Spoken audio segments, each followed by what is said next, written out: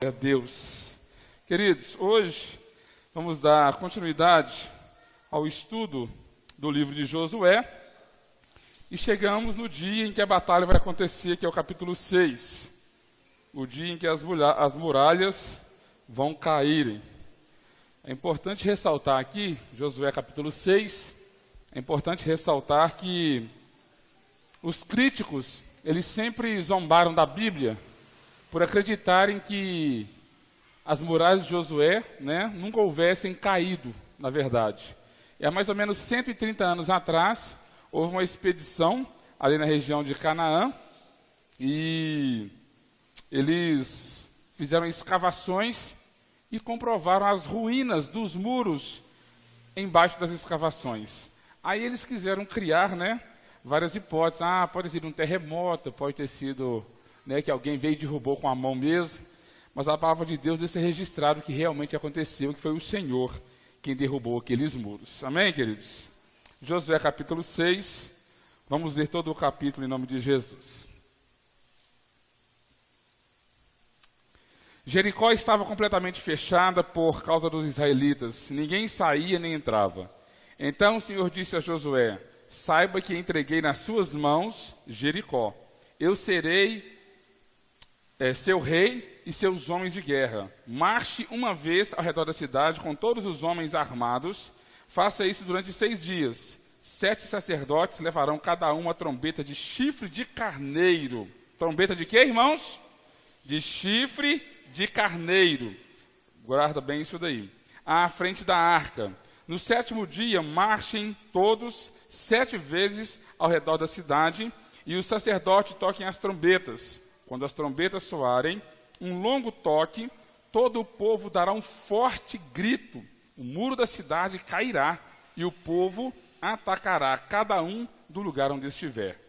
Josué, filho de Num, chamou os sacerdotes e lhes disse: levem a arca da aliança do Senhor. 7 de vocês levarão trombetas à frente da arca. E ordenou ao povo: avancem, marchem ao redor da cidade. Os soldados armados irão à frente da arca do Senhor. Quando Josué terminou de falar ao povo, os 7 sacerdotes que levavam suas trombetas perante o Senhor saíram à frente, tocando as trombetas. E a arca da aliança do Senhor ia atrás deles. Os soldados armados marchavam à frente dos sacerdotes que tocavam as trombetas, e o restante dos soldados seguia a arca. Durante todo esse tempo, tocavam-se trombetas. Mas Josué tinha ordenado ao povo: não deem o brado de guerra, não levantem a voz, não digam palavra alguma até o dia em que eu lhes ordenar. Então vocês gritarão. Assim se fez a arca do Senhor rodear a cidade, dando uma volta em torno dela. Então o povo voltou para o acampamento, onde passou a noite. Josué levantou-se na manhã seguinte, e os sacerdotes levaram a arca do Senhor. Os 7 sacerdotes que levavam as trombetas iam adiante da arca do Senhor, tocando as trombetas. Os homens armados iam à frente deles, e o restante dos soldados seguia a arca do Senhor, enquanto as trombetas tocavam continuamente. No 2º dia também, rodearam a cidade uma vez e voltaram ao acampamento. E durante 6 dias repetiram aquela ação. No 7º dia, levantaram-se ao romper da manhã e marcharam da mesma maneira 7 vezes ao redor da cidade. Foi apenas nesse dia que rodearam a cidade 7 vezes. Na 7ª vez, quando os sacerdotes deram o toque de trombeta, Josué ordenou ao povo: gritem, o Senhor lhes entregou a cidade. A cidade, com tudo o que nela existe, será consagrada ao Senhor para destruição. Somente a prostituta Raabe e todos os que estão com ela em sua casa serão poupados, pois ela escondeu os espiões que enviamos. Mas fiquem longe das coisas consagradas, não se apossem de nenhuma delas, para que não sejam destruídos. Do contrário, trarão destruição e desgraça ao acampamento de Israel. Toda a prata, todo o ouro e todos os utensílios de bronze e de ferro são consagrados e pertencem ao Senhor, e deverão ser levados para o seu tesouro. Quando soaram as trombetas, o povo gritou. Ao som das trombetas e do forte grito, o muro caiu. Cada um atacou do lugar onde estava e tomaram a cidade. Consagraram a cidade ao Senhor, destruindo ao fio da espada homens, mulheres, jovens, velhos, bois, ovelhas e jumentos, todos os seres vivos que nela havia. Josué disse aos 2 homens que estavam esperando a terra: entre na casa da prostituta e tirem-na de lá, com todos os seus parentes, conforme o juramento que fizeram a ela. Então os jovens que tinham espionado a terra entraram e trouxeram Raabe, seu pai, sua mãe, seus irmãos e todos os seus parentes. Tiraram de lá todos da sua família e os deixaram no local fora do acampamento de Israel. Depois incendiaram a cidade inteira e tudo que nela havia, mas entregaram a prata e o ouro, os utensílios de bronze e de ferro ao tesouro do santuário do Senhor. E Josué poupou a prostituta Raabe, a sua família e todos os seus pertences, pois ela escondeu os homens que Josué tinha enviado a Jericó como espiões. E Raabe vive entre os israelitas até hoje. Naquela ocasião, Josué pronunciou esse juramento solene: maldito seja diante do Senhor o homem que reconstruir a cidade de Jericó. A preço de seu filho mais velho lançará os alicerces da cidade, ao preço de seu filho mais novo porá as suas portas. Assim o Senhor esteve com Josué, cuja fama espalhou-se por toda a região. Amém? Deus, em nome de Jesus, nós queremos dar graças ao Teu nome nessa noite pela Tua palavra, Pai. Pedimos ao Senhor que a Tua misericórdia, que a Tua bondade, e seja sobre nós, nos abençoando e nos dando vitória e graça. Deus, toda a honra, toda a glória, todo o louvor pertence ao Senhor. E suplicamos ao Senhor, Pai querido, que de uma forma poderosa o Senhor possa alegrar o nosso coração nessa noite, por meio da Tua palavra, Senhor, sabendo que nessa batalha, Pai, não somos nós que temos que guerrear, que o Senhor guerreia sempre por nós, que essa batalha que nós estamos, Pai querido, a Deus enfrentando, na verdade, ela foi vencida pelo Seu Filho na cruz do Calvário, Senhor. Que nós já vencemos o mundo, a carne e Satanás, através do sacrifício de Jesus, Pai, e que nós temos que somente cantar o hino da vitória e avançar, Pai querido, e tomar posse daquilo que o Teu Filho já conquistou por nós na cruz do Calvário, Senhor. Pai, que nessa noite a Tua palavra ela possa achar abrigo no coração da Tua igreja, que a Tua palavra possa promover, Pai querido, uma mudança de pensamento, uma mudança no coração, na mentalidade da Tua igreja, Pai querido, a respeito das batalhas que travamos neste mundo, Senhor, sabendo que o Senhor, Pai querido, quem peleja por nós, e que o Senhor já venceu, Pai, e que nós não estamos, Pai querido, lutando pela vitória, mas estamos lutando em vitória, porque a vitória já foi conquistada pelo Senhor, Pai. Te damos graça, Deus, pelo poder do nome e do sangue de Jesus. Amém, queridos? Vai vir para cá hoje não, Felipe? Queridos, se você pensar nessa noite que você pode vencer sem lutar, né, e acreditar que receberá a coroa sem qualquer batalha, não passa de um péssimo soldado de Cristo. Amém? Quem disse isso foi João Crisóstomo, no ano 347 a 407. Ele foi um mártir da Síria, né? E se nós formos fazer uma análise para entender a vida espiritual, o campo espiritual, a nossa vida com Cristo, é um campo de batalha. A vida espiritual é uma batalha constante, é uma guerra constante, onde nós não podemos titubear, onde nós não podemos baixar a nossa guarda em momento nenhum. Os nossos inimigos, eles lutam constantemente contra nós. Nós temos inimigos, queridos, que nos atacam, que se investem contra nós em todos os momentos, em todas as horas. Quem são esses inimigos, pastor? Segundo Efésios capítulo 2, do versículo 1 ao versículo 3, a carne, o mundo e Satanás, eles não nos dão sossego. Eles tentam e atentam contra a nossa vida a todo momento, e a verdade é que tem pessoas que, por não entender o mundo espiritual, o campo de batalha espiritual que nós enfrentamos todos os dias, eles são vencidos. Por quê? Porque não se preparam para esse momento, não se preparam para esse dia, não se preparam para essa guerra e para essa batalha. O capítulo 6 de Josué, ele vem nos mostrando que, na verdade, a nossa batalha, essa guerra que nós enfrentamos, nós não enfrentamos para vencer, porque ela já foi vencida. Nós guerreamos em vitória, não para termos vitória, porque nós já somos mais do que vencedores em Cristo Jesus. O problema é que tem muitas pessoas que não tomam posse dessa palavra. A maioria dos crentes, eles vivem achando que eles mesmos é quem travam as próprias batalhas e que eles mesmos é quem vencem essas batalhas. Não, não são. Nós conosco não está o braço de carne, diz a palavra do Senhor. Conosco está o braço do Senhor. E é por isso que nós caminhamos em vitória. Amém, queridos? Nós podemos entender também que muitos dos hinos que falavam de guerra, que falavam de batalha no nosso meio, eles foram tirados e muitos não são mais cantados no nosso meio. Os céticos do mundo cristão, eles usam uma tesoura da falta de fé para tirar do nosso meio essa ideia, essa sensação de que nós estamos em guerra. O próprio Senhor Jesus, quando esteve aqui na terra, disse: olha, eu não vim trazer a paz, mas eu vim trazer a guerra. E se você não entender que você está em guerra constante, você pode fracassar, e fracassar muito feio. Mas nós temos que entender que Deus, desde que o mundo é mundo, Ele sempre mostrou que Ele guerreou, que Ele guerreia e que Ele já venceu por nós. Se você der uma olhadinha em Gênesis capítulo 3, versículo 15, Deus declara guerra a Satanás ali. Mas olha, diabo, você pode até ter feito o homem pecar, mas da semente da mulher vai sair um que vai esmagar a sua cabeça. Deus já havia declarado guerra para Satanás desde o começo do mundo. Em Efésios capítulo 6, versículo 10 ao 18, Paulo ordena que nós estejamos armados com toda a armadura de Deus.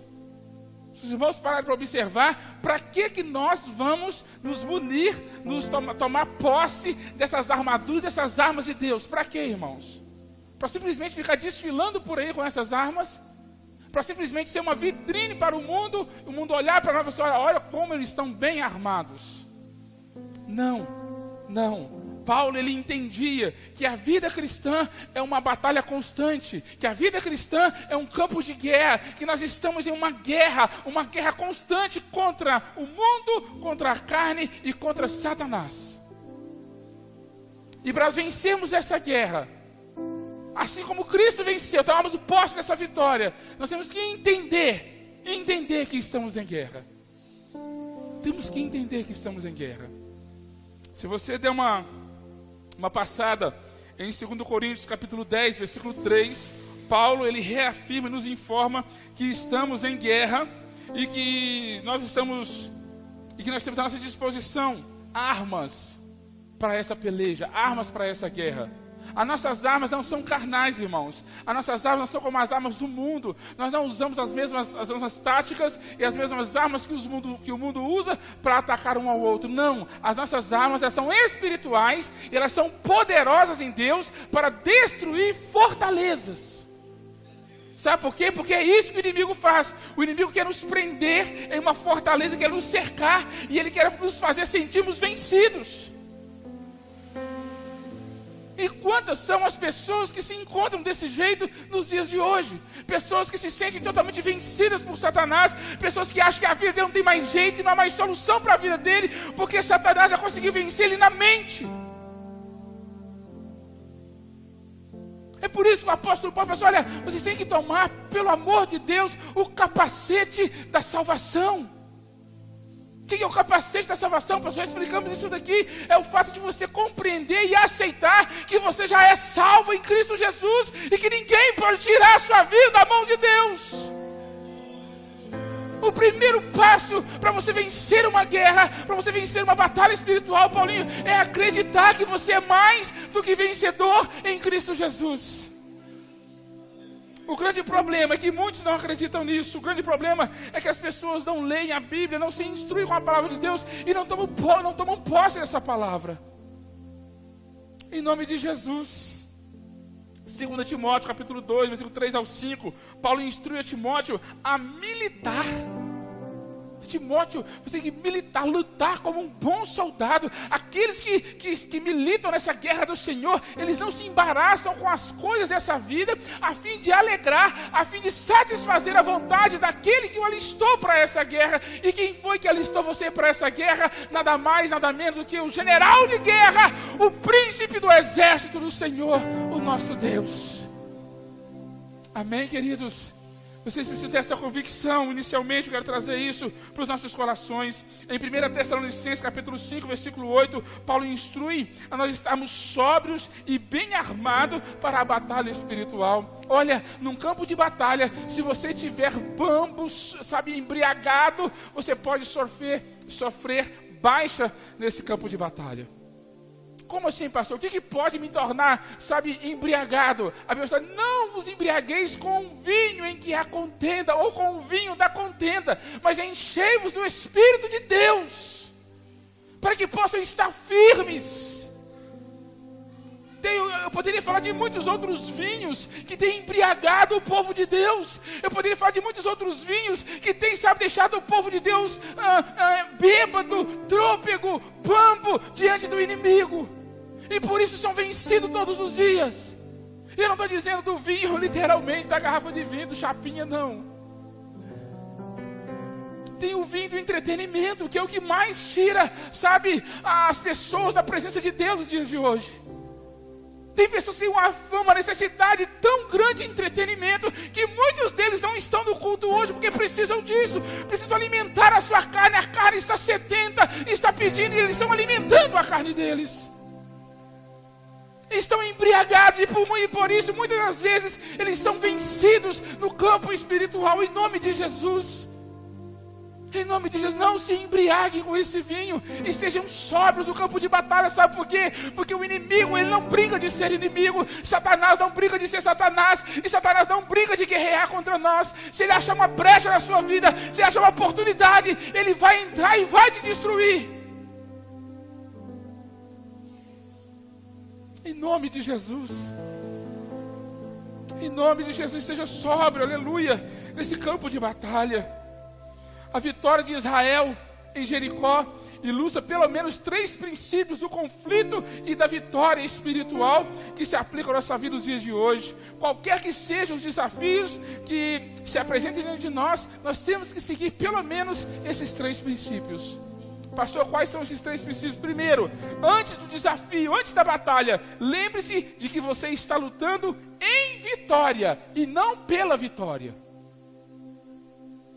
Como assim, pastor? Eu já disse no início. Quando você foi chamado, foi alistado para essa guerra de Deus, Deus não te alistou para você conquistar a vitória.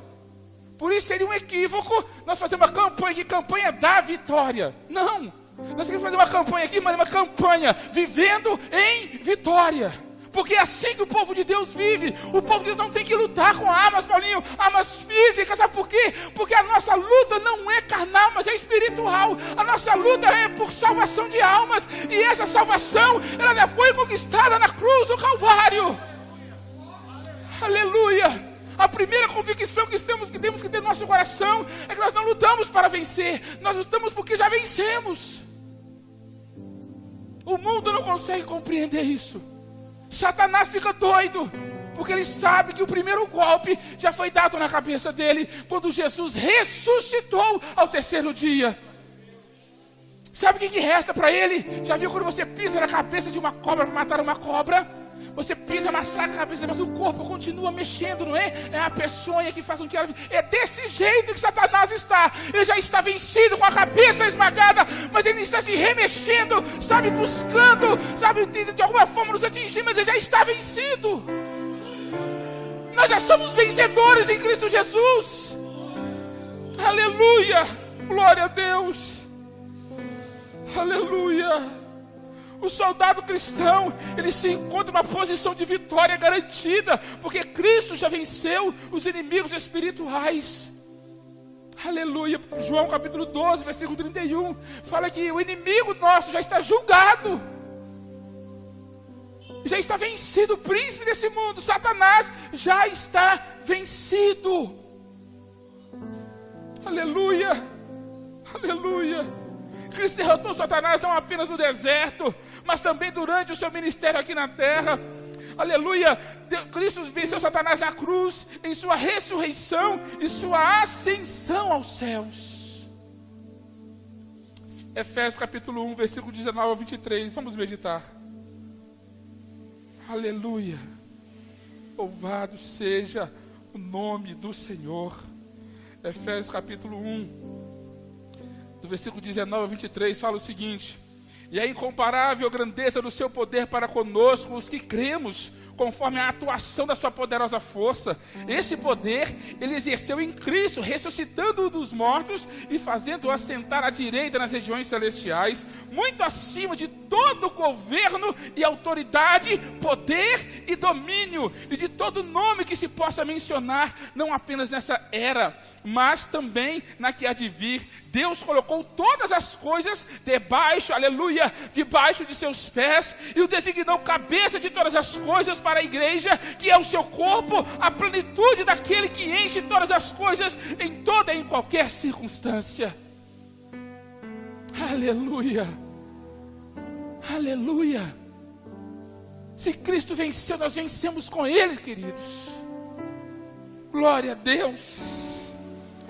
Sabe de uma coisa que muitos não entendem? Que se esse Cristo que venceu na cruz, se esse Cristo que venceu Satanás e que todo domínio está debaixo dos seus pés, se esse Deus é por nós, quem será contra nós? Não tem ninguém que pode se opor ao povo de Deus.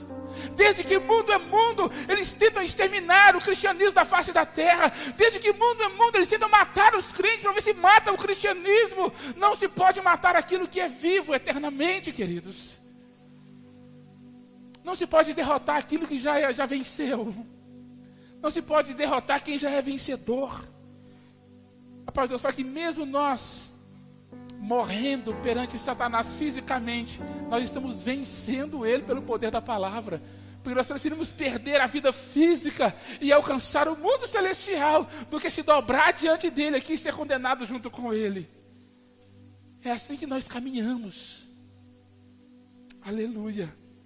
Pastor, qual que é essas armas, ou qual que é esse princípio que nós devemos seguir para que essa vitória ela seja constante na nossa vida? Primeiro, o temor do Senhor. O temor do Senhor. A terra de Canaã ela era dividida em cidades e estados. Cada um tinha um rei. E não eram tão grandes assim, né, como a gente imagina. Vocês vão ter uma ideia, a cidade de Jericó, ela tinha 32 quilômetros de extensão. Né? Então não é uma coisa tão grande, tão gigante assim. Mas ela era opulenta. Ela era visualmente poderosa. Ela era cercada por muros duplos. Tanto que quando os espias foram visitar a terra, que eles olharam para a cidade de Jericó, 10 deles tremeram nas bases. Porque olharam com um olhar humano. Eles tremeram na base e fez com que toda a geração deles fossem condenadas. Nós vimos isso aqui na terça-feira passada. Toda aquela geração foi condenada porque 10 pessoas levaram um relatório negativo. Eles olharam com um olhar humano, olha, humanamente falando, é impossível vencer essa cidade. E isso tem que ficar bem claro aqui, porque a vitória não foi do povo de Israel, a vitória foi de Deus. De Deus. Aleluia.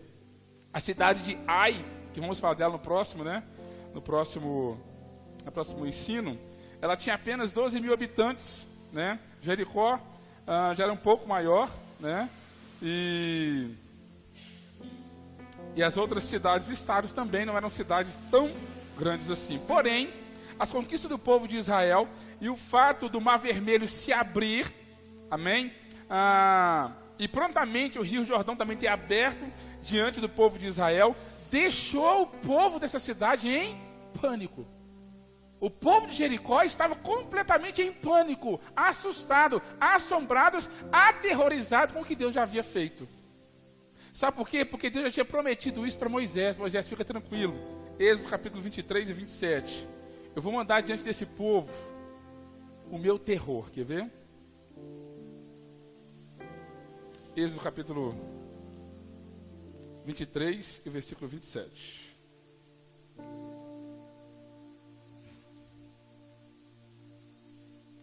Mandarei adiante de vocês o meu terror, que porá em confusão todas as nações que vocês encontrarem. Farei que todos os seus inimigos virem as costas e fujam. Está vendo, queridos? Que a vitória do povo de Israel não é uma vitória humana, não é uma vitória física, o próprio Senhor, com os feitos dele lá no Egito, e durante esses 40 anos no deserto, já deixou essas cidades em pânico. Olha, se Deus abriu, se Deus, esse povo, que eles dizem que existe, abriu o mar vermelho, fez sair água da pedra, fez chover comida do céu para esse povo, o que mais que esse Deus não pode fazer?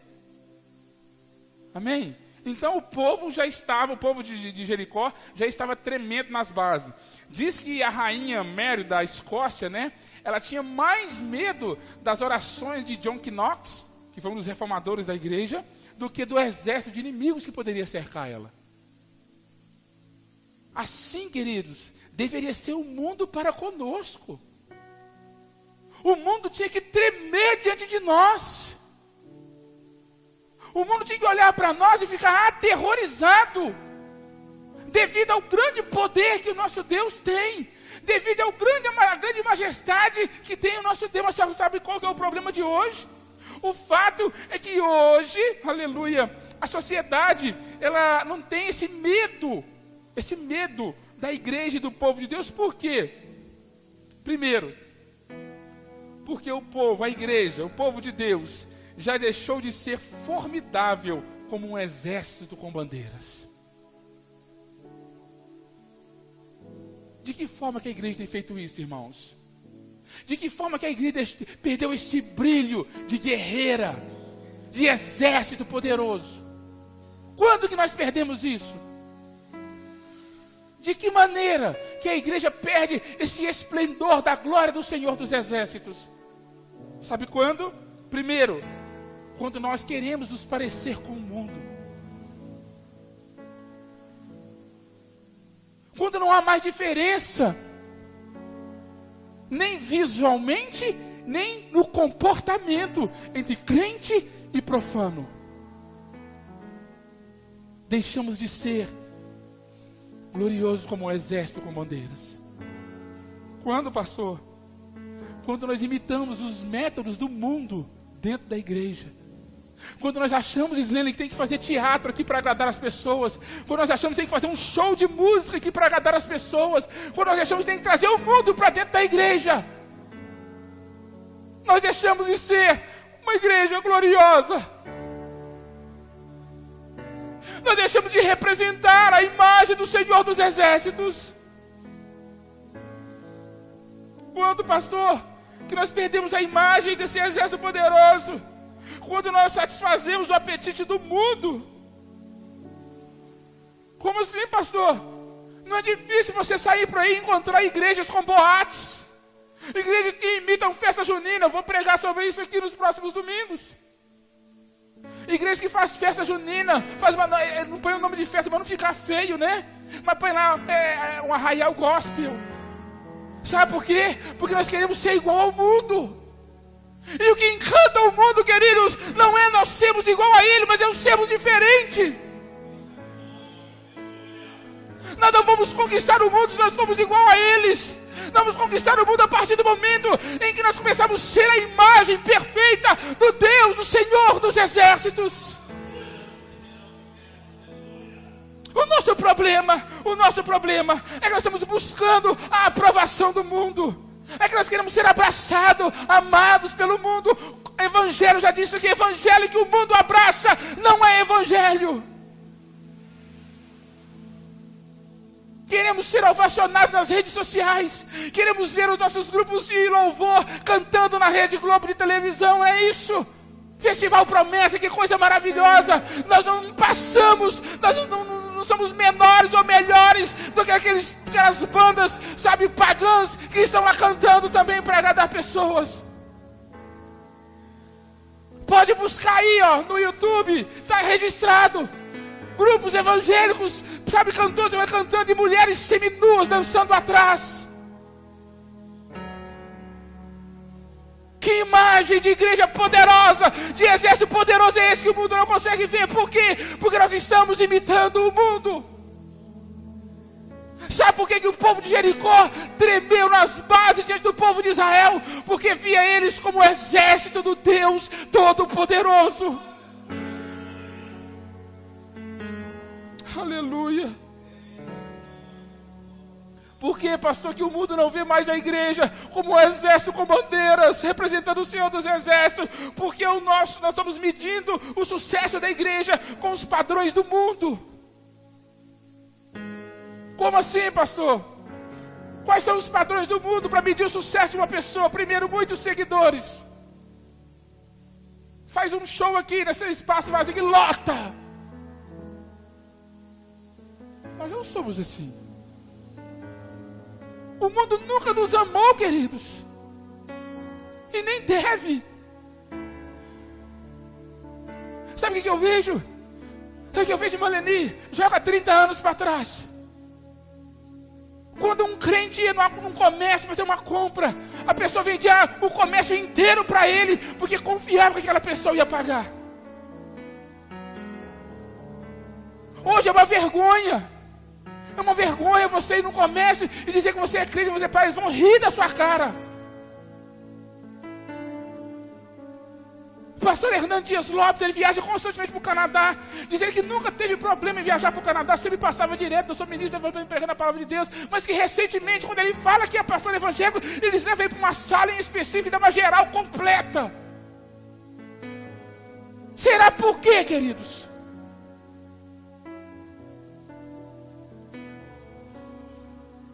É porque quando a igreja usa os métodos do mundo, nós ficamos pior do que o mundo. Porque nós dizemos, Paulo, que servimos a um Deus todo-poderoso e queremos imitar Satanás. Nós não somos desse mundo, queridos.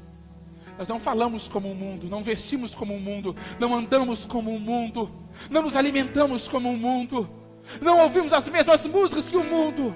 Não. Não frequentamos os mesmos lugares.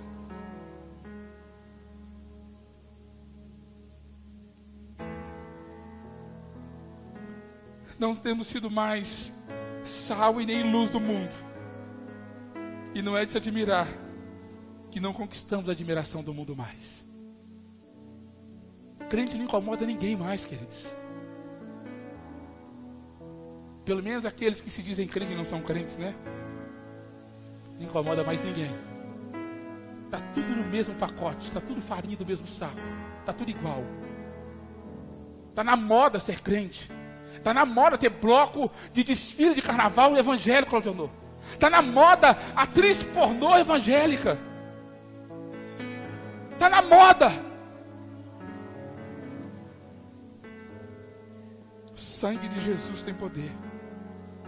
Mas Josué e Israel, aleluia, pelo poder de Deus, deixaram seus inimigos apavorados. Sabe como que o crente deve ser? Eu estava vendo um time de um tipo de jogo, acho que é rugby, não sei como é que fala, rugby. Rugby, da Nova Zelândia. É o time de maior número de vitórias no mundo. E sabe o que eles fazem quando eles vão enfrentar o inimigo deles? O time inimigo está do lado de lá, eles estão do lado de cá. E eles começam uma dança. E vai gritando. E vai ganhando. Eles ganham o jogo do grito.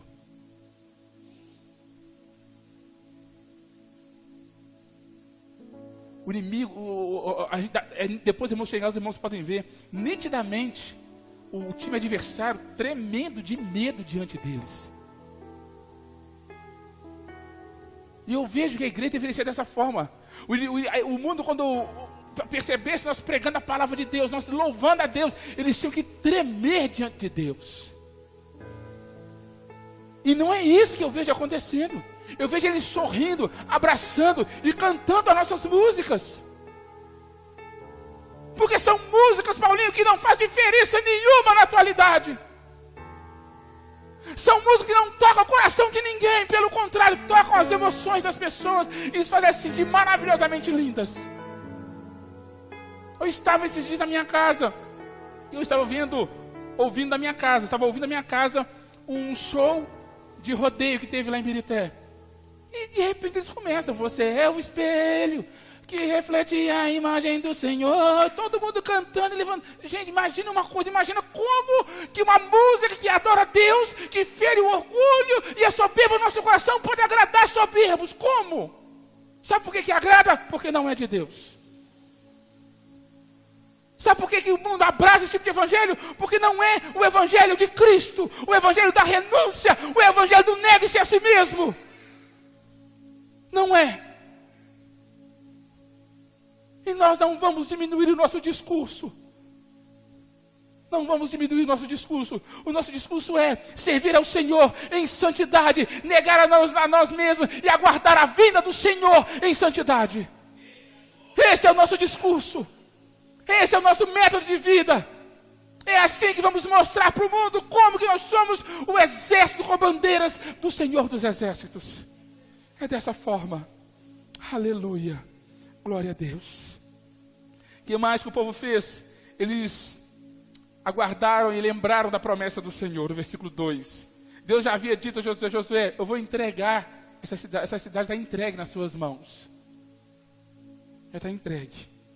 A vitória já havia sido conquistada. A questão agora era obediência ao Senhor. Sabe por que muitos de nós não somos vencedores? Ou não nos consideramos vencedores? Primeiro, não teme ao Senhor, não tem temor nenhum de Deus. E segundo, não acredita na promessa de Deus. Aliás, nem sabe que existe promessa de Deus. Porque não lê a palavra de Deus, não conhece a palavra de Deus. O povo de Deus é vitorioso porque conhecem as suas promessas e gastam tempo meditando na palavra de Deus. O que Deus falou para Josué? Não se aparte a sua boca do livro dessa lei. Antes medita nele de dia e de noite, para que você possa fazer tudo que nele está escrito, porque só assim você vai prosperar e ter sucesso. Por que muitos crentes não prosperam e não têm sucesso, irmão, na vida espiritual? Por quê? Porque não leem, não meditam, não gastam tempo meditando nas promessas de Deus. Aleluia. Por quê, pastor? Porque Romanos 10:17 fala que a fé, ela vem pelo ouvir, o ouvir pela palavra. Como que vai gerar fé no seu coração se você não gosta da palavra de Deus? Como vai ser gerado fé no seu coração se você não gasta tempo meditando na palavra de Deus, confiando naquilo que a palavra de Deus diz? Como? Não tem jeito. Temos que agir de acordo com o que cremos na palavra de Deus. Como assim? Não adianta só eu ler a palavra de Deus e ter um comportamento diferente. Porque pessoas podem ter promessas gigantescas e agir de forma diferente. Você tem que agir como vencedor. Estufa o peito, ó. Vencedor, não é soberba e orgulho, não. É pose de vencedor em Cristo Jesus. O problema chegou, você, ó. Vencedor em Cristo Jesus. O vento está soprando, eu sou vencedor em Cristo Jesus. A doença chegou, eu sou vencedor em Cristo Jesus. A dificuldade financeira chegou, eu sou mais do que vencedor em Cristo Jesus.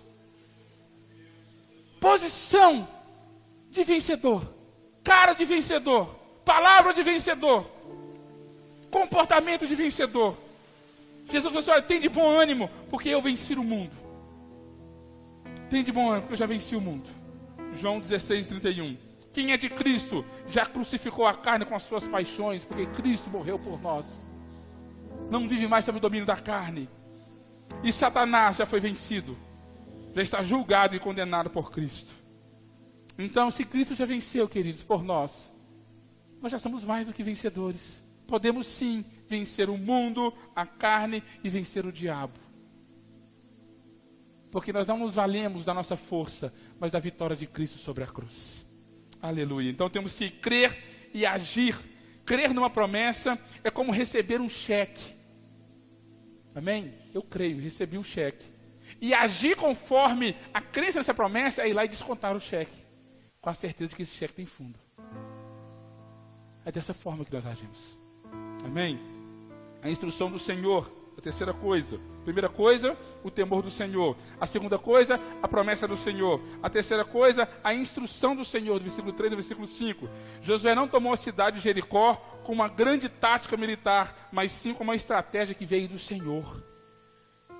Sabe o que nós temos que fazer para ser vencedor em todas as áreas da nossa vida? Seguir os conselhos de Deus. Seguir as determinações, os estatutos, os mandamentos do Senhor. Por que tem crente, irmão, sendo derrotado o tempo todo, sendo vencido por Satanás, o diabo, o mundo e a carne? Por quê? Por quê, pastor? Porque não conhecem as promessas de Deus. Eles não sabem. Eles não conhecem as instruções do Senhor. Eles seguem a vida, continuou, de acordo com o seu próprio nariz, seu próprio rumo. E por isso são sempre vencidos. O plano de Deus parecia estranho, não é? Lembra? Seguinte, não foi o seguinte. Vocês vão pegar soldados armados, pôr na frente. Vai pegar o sacerdote com as trombetas por atrás. Os outros sacerdotes com a arca da aliança atrás. E o resto dos soldados do povo seguindo atrás. E vocês vão começar a andar em volta da cidade. Mas os planos de Deus, irmãos, são maiores do que o nosso. Os pensamentos de Deus são mais altos do que o nosso. Se você parar e dar uma olhadinha na Bíblia, Deus ele usa as coisas loucas para confundir as sábias. Deus usa as coisas que não são para confundir as que são. Deus usa as coisas tolas deste mundo para confundir aqueles que acham que sabem alguma coisa. Por que Deus faz isso? Vamos entender. Primeiro, lembra de Gideão com as tochas e com os vasos de barro? Você viu alguma vez na história da humanidade alguém vencendo guerra, quebrando vaso e com tocha de fogo? A não ser Gideão. Você vê na história, por acaso, alguém com um bodoquinho, com um estilingue, vencendo um gigante com uma espada na mão? Por acaso você vê pessoas quebrando cadeias, cantando? Deus, se for olhar na racionalidade humana, Deus parece que é louco. Que loucura é essa? Pedra para enfrentar a espada. Tocha de fogo e vaso de barro para vencer um exército. E eu estava pensando, Deus, por que o Senhor faz isso? Deus, por que o Senhor faz isso? E Deus me deu uma resposta maravilhosa. Deus sempre usa esses métodos que aos olhos humanos são frágeis e ineficazes, para que a glória não seja do homem, sim dele. Glória a Deus. Verdade. Talvez se Davi tivesse lutado com uma espada, com uma agilidade humana maravilhosa, nós não estaríamos falando que foi Deus que deu a vitória a ele diante do gigante Golias. Talvez se Gideão tivesse usado um exército gigantesco e vencer aquela batalha, não diríamos que foi o Senhor que deu vitória na batalha. Talvez se Josué tivesse usado, uma tática militar maravilhosa para vencer Jericó, não estaríamos dizendo aqui que foi o Senhor que derrubou os muros de Jericó. Que você entenda nessa noite que Deus ele usa do que Ele quer, do jeito que Ele quer, para te dar vitória, para que a glória não seja sua, e sim dEle. Deus não divide a sua glória com ninguém. Não. A glória é dEle, porque dEle, por Ele e para Ele são todas as coisas. Aleluia. Glória a Deus. O plano era dar uma volta por dia, durante 6 dias, ao redor da cidade, e no 7º, dar 7 voltas. Homens armados iam marchar na frente, sacerdotes. Agora uma coisa interessante, queridos, uma coisa interessante. Se vocês forem analisar, o número 7 tem uma representação gigantesca aqui no livro, né? O 7 é considerado o número da perfeição de Deus. O 7, no grego, é shevar, né? Que significa estar cheio, pleno ou satisfeito. Se você for analisar, Deus descansou da sua obra no 7º dia. O sábado era o 7º dia que era consagrado. A festa de Pentecostes ela era comemorada 7 semanas depois da Páscoa, né? 7 castiçais de ouro, 7 estrelas na mão de Deus, e por aí vai. Depois de 7 festas, né, 7 anos consecutivos de festas, dava 49 anos, e esse 50º ano era chamado de jubileu. Então, quando o Senhor manda Josué pegar chifres de carneiro para que fossem tocados na hora de dar a volta em Jericó, Deus não estava falando para Josué declarar guerra para a cidade de Jericó. Porque quando era para declarar guerra, o sacerdote usava uma trombeta de prata. Para declarar guerra, eles usavam uma trombeta de prata. E quando a vitória já era alcançada, eles usavam chifres de carneiro. Quando Deus falou, Josué, você vai fazer o seguinte, você vai começar a rodear essa cidade e os sacerdotes vão com chifres de carneiro. Sabe por quê? Porque vocês não vão lá para guerrear, vocês vão para declarar a vitória sobre aquele povo.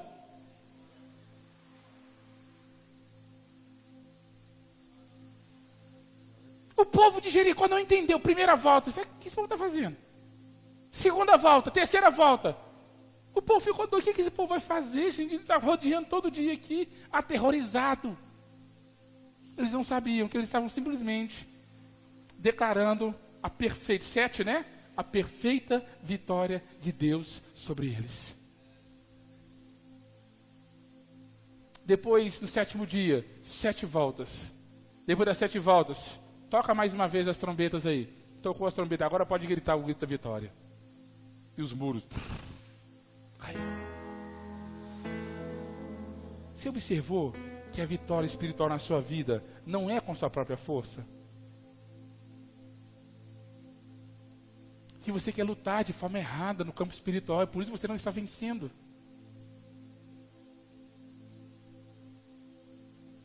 Vou falar sobre isso aqui agora. Né? Devemos ser como o povo de Israel, né? Eu creio que muitos no meio daquelas davam uma volta, mas para que Deus está fazendo isso? Na segunda volta eu não estou entendendo mais nada. Eu ficar andando aqui em volta desse muro aqui. Obediência, submissão à palavra de Deus.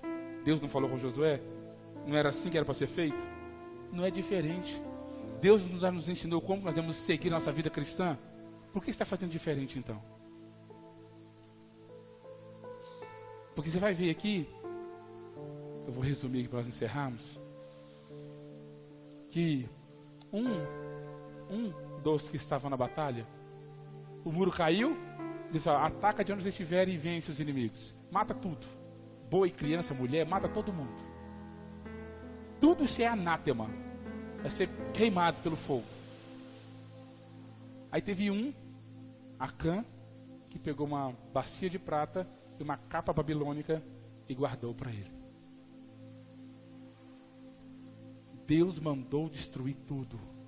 O ouro, a prata, o ferro e o bronze ia para a casa do Senhor. Deus falou que quem desobedecesse ia ser destruído. Acã e toda a sua família foram mortos por causa disso. Ele foi morto por causa da bacia de prata e a capa babilônica, não, foram mortos porque desobedeceram a palavra de Deus. E não vai ser diferente conosco se nós desobedecermos a palavra de Deus. Seremos destruídos. Vou ter que resumir para nós ir embora. Durante o desafio, lembre-se que você vence o inimigo pela fé. Israel venceu aquela batalha com o povo de Jericó pela fé. Eles creram na palavra de Deus e se posicionaram. Quando aceitamos os planos de Deus, nós o convidamos a estar presente em nossa vida. E essa é a garantia da nossa vitória. Amém, queridos? Quando nós aceitamos os planos de Deus, quando nós aceitamos a palavra de Deus, então o que nós fazemos? Convidamos o Senhor para que Ele nos instrua na sua palavra. E só assim nós somos vitoriosos. Aleluia. É importante os líderes, nós, viu Paulinho, líderes, receber a orientação do Senhor. Aleluia. Revoltar-se contra a liderança espiritual, como Israel fez no deserto. O resultado vai ser disciplina e derrota. Liderança espiritual que segue a palavra de Deus, que segue fielmente os mandamentos e estatutos do Senhor, deve ser obedecida para que a vitória venha. Do contrário, a disciplina, as varas da disciplina do Senhor e a derrota te aguardam. Aleluia. Louvado seja o nome do Senhor.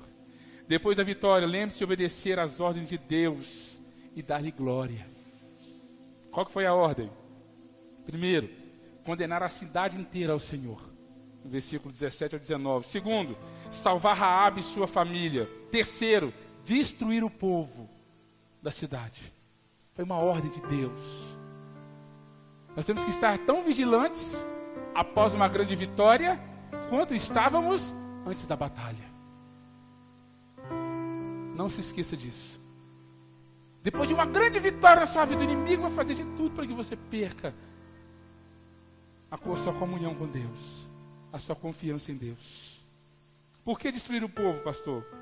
O povo de Deus é santo e não pode se contaminar com com outros povos, como o povo de Israel fez com as nações vizinhas posteriormente. O povo teve tempo, o povo de Jericó, eles tiveram tempo para se arrepender. Eles ouviram a palavra de Deus, eles tremeram. Eles fizeram igual Satanás. Lembra da fé de demônios? A fé de demônios é aquela fé que você ouve a palavra de Deus, entende a palavra de Deus, treme, chora, mas não muda de vida, não muda de comportamento. Foi o que aconteceu com o povo de Jericó. Ouviram, tremeram, se desanimaram, se desmaiaram pelo meio da cidade, mas não se arrependeram dos seus pecados. Foram destruídos. Também esses acontecimentos servem, os acontecimentos de Jericó. Por que matou todo mundo? Por que destruiu tudo, pastor? Porque serve para nós hoje, como ensino. Porque Deus, Ele não faz as pazes conosco com o pecado reinando em nosso coração. Não faz.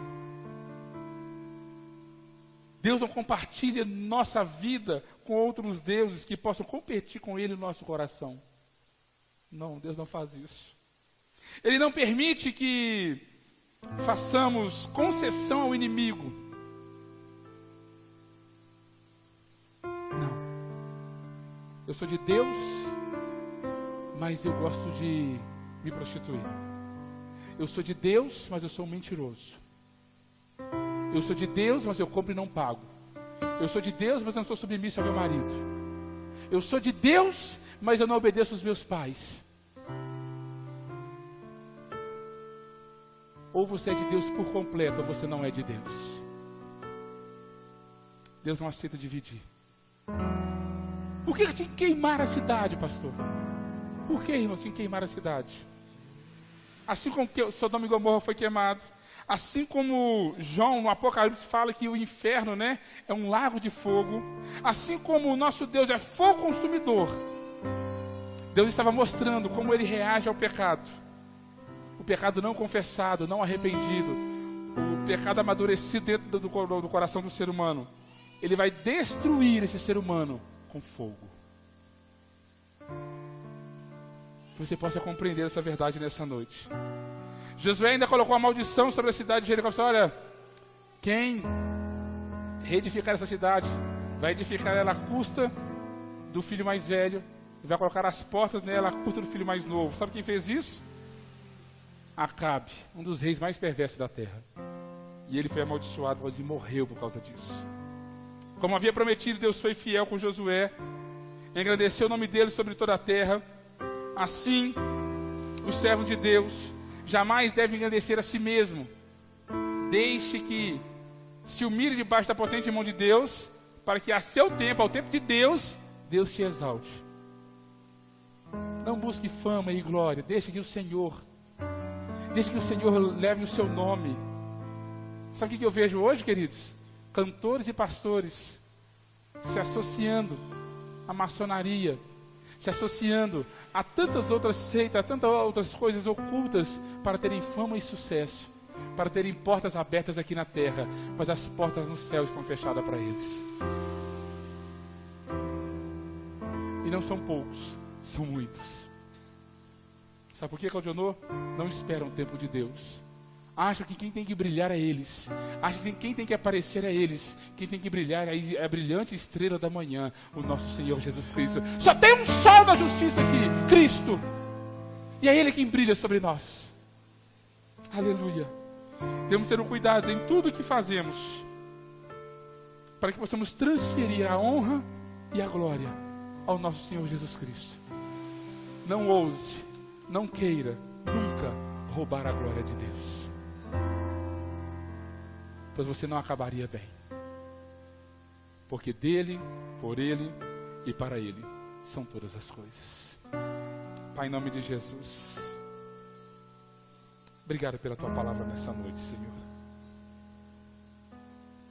Deus, nós estamos aqui, Pai querido, porque nós já vencemos em Cristo Jesus. Nós estamos vivendo em vitória, vencendo em vitória, Deus, todos os dias. Pai, que nessa nossa caminhada, Pai querido, rumo ao céu, essa jornada, essa militância nossa pelo Senhor, Pai, Que nós vamos entender que não é o braço de carne quem nos dá a vitória, mas é o braço do Senhor. Que nós precisamos entender, Pai querido, que não é o braço do homem, não é a força do homem, não é a estratégia do homem, é a sabedoria do homem, Pai querido.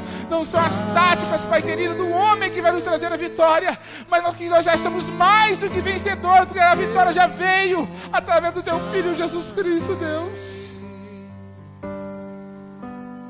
Pai, em nome de Jesus, faça o Teu povo tomar posse dessa palavra nessa noite, Deus.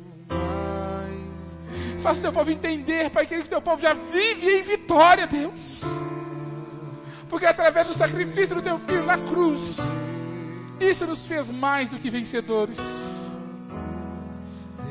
Pai, em nome de Jesus, se tem alguém aqui nessa noite, Pai, que ainda tem dividido o seu coração, está cocheando entre dois pensamentos, não sabe se serve ao Egito ou se fica com o Senhor, não sabe se fica em Jericó, Pai querido, ou se arrepende dos seus pecados, Pai, que o Senhor possa abrir os olhos do entendimento, da sabedoria ao coração dessa pessoa nessa noite, Deus. Se essa pessoa, Pai querido, ela está aqui nessa noite, ela tem dúvida, Pai querido, a Deus da salvação, se ela tem dúvida, Pai querido, de que ela é vencedora, Deus, abre os olhos dela nessa noite. Que o Senhor possa fazer com ela, Pai, assim como o Senhor fez com Geazi, Pai, aquele diante de Eliseu, Senhor Deus. Quando ele se viu cercado pelos exércitos inimigos, Pai, ele olhando com os olhos humanos, Pai querido, ele viu apenas, Pai querido, a Deus, a opulência do inimigo, Senhor Deus. Mas quando o Senhor abriu os olhos dele, Pai querido, ele pôde ver, Pai querido, carros e cavalos de fogo, Pai querido, a Deus ali para guardar a vida deles. Porque nessa batalha, Pai, espiritual, não somos nós, não somos nós que guerreiamos, mas é o Senhor quem guerreia por nós. Aleluia!